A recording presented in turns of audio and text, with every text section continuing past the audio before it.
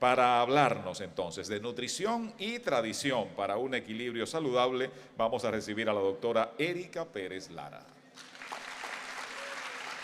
Hola, hola. Qué difícil me la han puesto ahora venir a comer, hablar de comida saludable después del picapollo, el chicharrón de cerdo, el de pollo, el chofán, el lomé. Bueno, es un poco compleja esa simbiosis en la que alimentos placenteros también son saludables. Pero vamos a ampliar sobre eso y primero que nada agradecer a todo el equipo de Sabores que desde hace años me ha considerado siempre como una figura referente al momento de hablar de nutrición, así es que muy agradecida.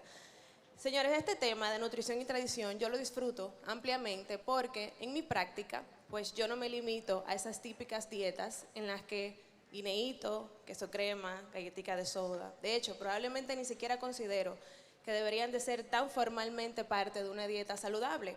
Pero hay que aterrizar la alimentación siempre a nuestra cultura dominicana. Como me formé 2 años en Europa, en Barcelona, pues ahí nunca comí víveres. Entonces decía, cónchale, no encuentro una batata, no hay un guineíto, no hay una yautía. Entonces, se supone entonces que estos son los únicos alimentos saludables y eso aplica para mis pacientes que no son dominicanos, que vienen a mi consulta, no les puedo proponer eso, pero a nosotros sí. Nosotros disfrutamos de estos alimentos que son altamente saludables, altamente accesibles y muy o pocamente procesados. Entonces, vamos a entender el objetivo, pasando a la próxima diapositiva, de qué es lo que yo quiero hacer aquí al hablar con ustedes. Y es naturalmente educar sobre la importancia del equilibrio nutricional, ¿no? Entender que sí es posible integrar nuestra rica tradición culinaria con una dieta saludable. Fíjense que si culturalmente, como la anterior expositora, tuviéramos como base de nuestra fase, de nuestra cultura, lo saludable, que ella lo mencionó, mientras hablaba de chicharrón y mientras hablaba de chosui, ella hablaba de lo saludable y al final decía el yin y el yang. O sea, para el chino es natural, es cultural entender que la alimentación tiene que ser nuestra medicina. Esa fue su última frase. Si nosotros como dominicanos entendiéramos desde adentro, si tuviéramos eso claramente, porque siempre dicen, ¿y cómo es que los chinos son delgados y comen tanto arroz? Y aquí satanizan al arroz cuando hablamos de dieta. No, doctora, ya yo estoy rebajando porque dejé el arroz. Y los chinos flaquitos comiendo arroz en cantidades importantes. Entonces, es un tema de equilibrio. Vamos a entender entonces qué es equilibrio, porque me parece que la palabra equilibrio es demasiado amplia, demasiado ambigua, y para poder entender lo que en nutrición equilibrio significa, tenemos que pasar a la próxima, tenemos entonces que entender, yo no sé si tengo aquí algo para yo misma pasarla y no pedirlo aquí, yo creo que es esto, ¿verdad? Perdón, aquí lo tengo. Entonces, cuando hablamos de equilibrio, tal vez como veo tantas caras jóvenes, ustedes están familiarizados con estos conceptos de proteínas, carbohidratos, grasas. Se sorprenderían si supieran la cantidad de pacientes que no saben lo que son proteínas, que no saben cuáles son los carbohidratos, o sea, que no saben cuáles son los alimentos que pertenecen a ciertos grupos de alimentos. Y naturalmente, ¿cómo van a saber cómo equilibrar si no están educados? Entonces, lo primero que hay que entender es a qué nos referimos. Hay en esencia 5 o 6 grupos de alimentos que deberían de formar parte equilibrada de un plato saludable. Y cuando hablamos de carbohidratos, eso lo conocen todos porque a eso les salen huyendo cuando hablan de bajar de peso, que es el arroz, los víveres, las pastas, los panes, las leguminosas. Esos son los carbohidratos: proteínas, pescados, pollo, cerdo, huevo, jamón, queso. Grasas, saludables o no, las saludables, aceite de oliva, aguacate, nueces, y las no tanto, pues ya sabemos, otros aceites refinados. Pero no podemos olvidarnos que además de esos macronutrientes, tenemos otros micronutrientes que tienen un rol importantísimo en la dieta. Cuando hablo de 6 grupos que tienen que estar balanceados en la dieta, que tienen que estar equilibrados, o sea, ya no vamos a hablar de equilibrio, mi dieta equilibrada, pero equilibrada porque la entiendo poco calórica, o equilibrada porque oí que eso es saludable. No, equilibrada es que tiene todos los grupos de alimentos dentro del plato, y les voy ahora a hacer algunos ejemplos, incluyendo los micronutrientes, que son las vitaminas A, B, C, D, E, K, zinc, que son otros tipos de micronutrientes, calcio, magnesio, yodo, todo eso, selenio, son micronutrientes importantísimos para nuestra salud en el funcionamiento intestinal, presión arterial y demás. Eso es un tema, una conversación larguísima para hablar de micronutrientes. 2 grupos que no incluye aquí es la fibra y el agua, que también idealmente tienen que formar parte del equilibrio cuando yo me siento a comer. Ya para ti, que no sé qué me pasó, yo pidiendo la próxima. Nosotros como país tenemos este tipo de estructura que se creó en el 2009. Se las estoy mostrando no porque comparta este tipo de proyección que se hizo hace más de 15 años en nuestro país para hablar de comida saludable, llevando la alimentación a nuestra cultura, pero sí para educarlos y entender que en nuestro país existe ese tipo de información para poder llevar a una población que necesita educarse sobre alimentación, sobre la importancia de ciertos alimentos y el orden y la cantidad en la que idealmente deberían ser consumidos. Se los voy a plantear solamente por educación, pero no es necesariamente, lo voy a explicar más adelante, por qué tal vez ese orden no sea el que nosotros propongamos, pero es importante que todo dominicano conozca el pilón de la cocina dominicana que se ideó por el Ministerio de Salud Pública en aquel momento, el doctor Bautista Rojas. Empezando por abajo, que así es como debe ser leído, la tabla de cortar de lo que habla es de la lactancia materna, que debe ser la base de toda alimentación dominicana, y vemos al bebé recién nacido, que está alejado un poco del pilón intencionalmente porque no debería de comer. Eso es importante para muchas madres que le dan a los niños arroz, tés y alimentos, cereales recién nacido. Hoy sabemos que usted no puede comer nada que no sea leche materna, o en el caso de que no lo pueda hacer, pues una fórmula que la emule, porque hay otros beneficios y problemas cuando uno inicia una alimentación temprana a nivel digestivo, a nivel intestinal, a nivel sistema inmunológico y demás. Y habla luego de cómo se incorpora la alimentación complementaria y que a partir del año y medio, 2 años, es que ya deberían de estar todos los grupos. Ellos ponen aquí en la primera base, eso es un botellón de agua, hablando sobre la seguridad del agua, de que no se puede tomar agua del grifo, no se puede tomar agua de la llave, y que el agua idealmente forme parte de la dieta regular, menos jugos, menos refrescos, menos alcohol, menos té.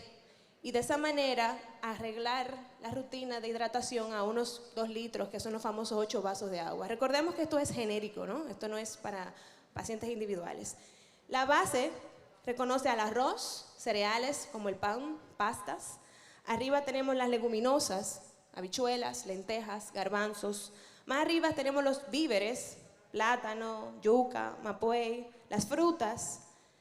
Y entonces arriba, como si fuera menos importante, están las carnes, los pescados y las proteínas en general, leche, lácteos y demás.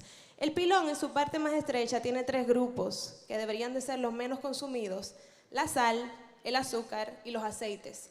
No necesariamente los aceites saludables y la sal hay que limitarla tal vez en una proporción como antes pensábamos. El azúcar sí, debe de mantenerse en esta regularidad, pero no necesariamente lo demás, por temas de individualidad. Por ejemplo, un paciente mayor que tenga más de 70 años, que tiene mucho menos volumen, aunque sea hipertenso, si le quitan por completo a la sal, es un paciente que se va a deshidratar con mayor facilidad. Y reconozcamos que la alimentación tiene que ver en el tratamiento y en la prevención de enfermedades. La obesidad la reconocemos importante, la presión arterial, la diabetes, enfermedad del sistema inmune, que ignoramos muchas veces, ese paciente que tiene lupus, ese paciente que tiene un Sjögren, una artritis reumatoide, un psoriasis, son enfermedades propias del sistema inmunológico que tienen directamente que ver con la alimentación y donde los picos de crisis tendrán que ver con la alimentación también. De lo que más se habla actualmente en los últimos años es de la microbiota intestinal, que también la reconocemos como el principal sistema inmunológico y va a tener que ver determinantemente la alimentación, en que ese paciente, ay, yo tengo muchos gases, me inflamo, tengo gastritis, todo me cae mal, tengo reflujo, ya no estoy comiendo nada porque ahora el pan me inflama los granos. Eso tiene mucho que ver con la calidad dietética de su alimentación y cómo usted afectó ese conjunto de microorganismos que llamamos microbiota intestinal. Es un tema interesantísimo, pero vayan entendiendo cómo la alimentación tiene tantas influencias en nuestra salud. Y ni hablar de la parte psicológica de la alimentación, porque yo estoy segurísima que todos, desde ver todos esos platos deliciosos, empiezan a salivar. Estamos allá casi a la 1 de la tarde, probablemente tienen muchísima hambre. Y si no han desayunado bien, van a ser muy abundantes cuando se sienten a comer ahora en la ingesta. Entonces es muy importante que reconozcamos y no olvidemos la parte emocional, psicológica de la alimentación y cómo organizar adecuadamente estructuras y biorritmos, que eso es otro tema. Hay quien puede desayunar sin problema, hay quien no tiene apetito. El ayuno ahora es un tema de conversación, de que si es bueno, que si no es bueno, lo podemos hablar después. Pero finalmente es reconocer la parte emocional y psicológica de la alimentación. Y todas las tendencias dietéticas que ahora existen, que están por volvernos locos a todos y no sabemos qué hacer. Si los carbohidratos son buenos, si las proteínas son buenas, si ayuno o no ayuno, si debo dejar los carbohidratos y llevo una dieta cetogénica, si no, que todo carne.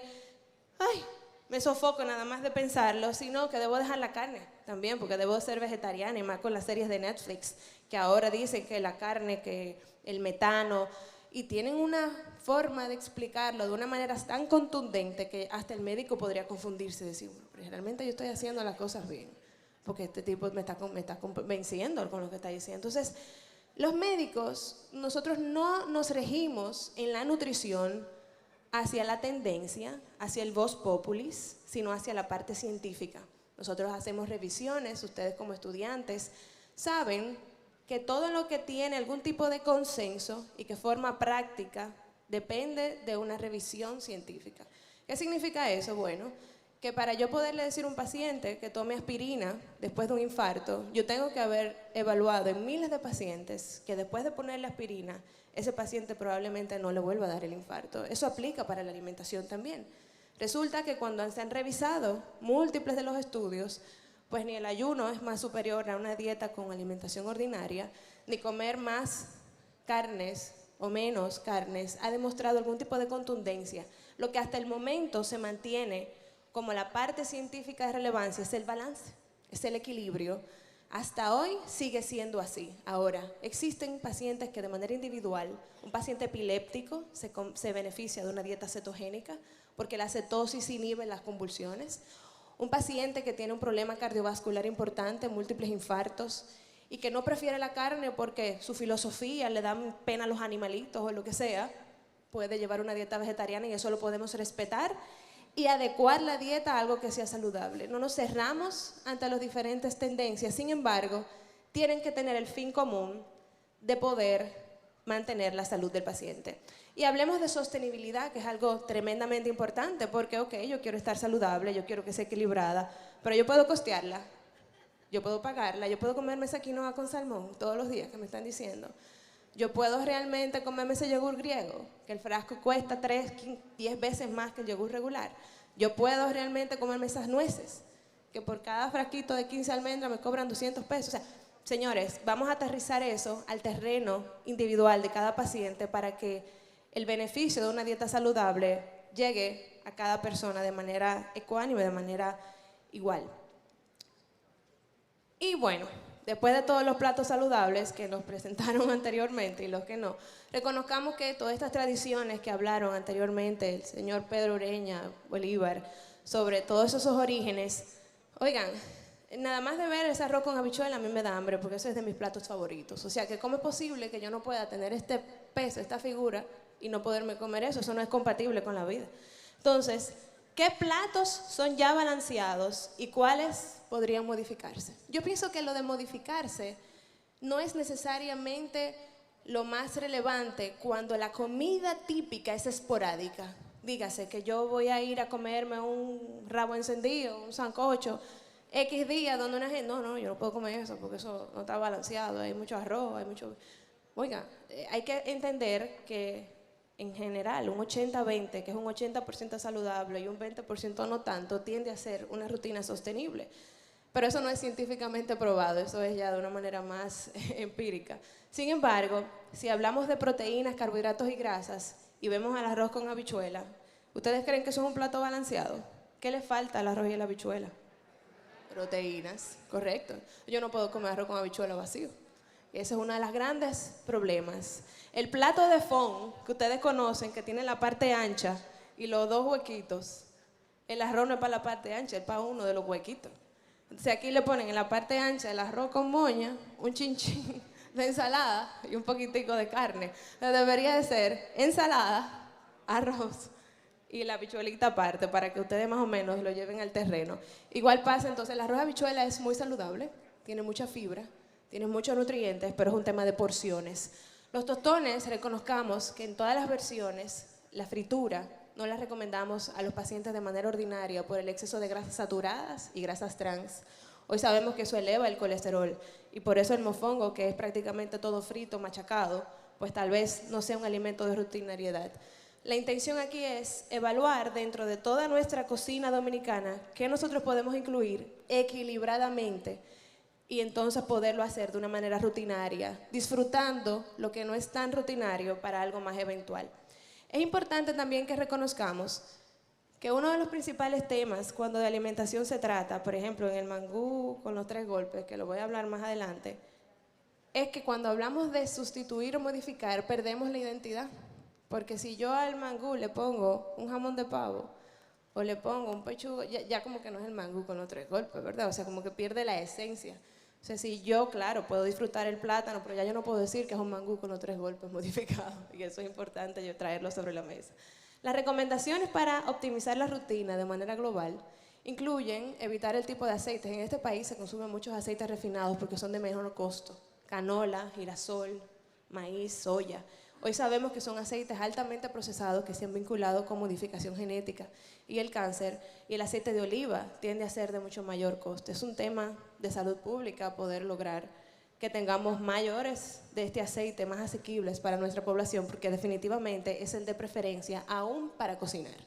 Aún los refinados toleren mayor temperatura, mayor fuego, no necesariamente son los de uso cotidiano. Y la cantidad de aceite que usted usa es una diferencia, porque no es lo mismo que yo haga una pechuga de pollo y la deje hasta medio crunchy, como media chichorraneada de tanto aceite que utilicé, a que yo mida eso. Eso es parte de la cocina dominicana que tiende a ser muy generosa. Aumentar los vegetales es un tema de conversación para nosotros, tal vez no para los chinos, que pueden comer vegetales en el 90% de la ingesta, el dominicano no tanto. Yo creo que eso es parte de la educación nutricional que desde niños tenemos que cultivar. Ustedes van a ver los niños en otros países comiendo vegetales como el principal plato. Si nosotros nos educamos de esa manera, yo nunca pierdo la esperanza, tal vez podamos conseguirlo.